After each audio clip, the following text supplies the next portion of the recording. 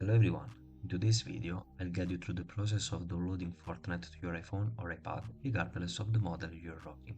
But first please subscribe to the channel and make sure you have a stable Wi-Fi connection. So without further ado, let's dive in. First things first, open up a browser of your choice. At this point, type xbox.com/play and click on the first link that appears to you.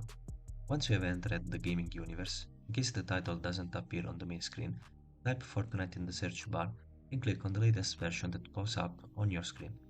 This is the moment where you start feeling the adrenaline of knowing Fortnite is just a few clicks away.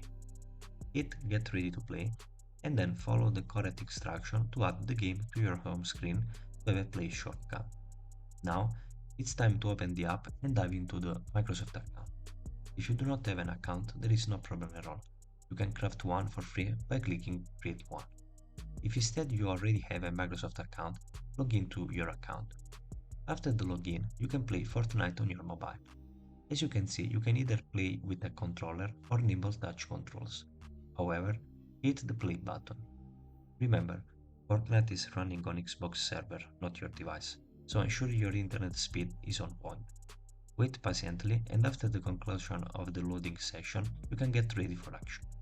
At this point, to play better, you can rotate your screen by just rotating your smartphone.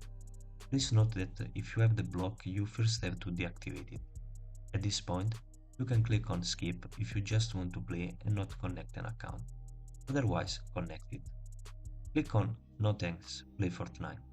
Enter your date of birth, accept the agreement, and wait for login. Once logged, you can start playing Fortnite. You can choose different Fortnite games. I will go with Battle Royals just to show that it works. Set everything and click on play. Now, you can dive into the gameplay and explore new worlds. If this tutorial has helped you, please consider leaving a like and subscribe to the channel.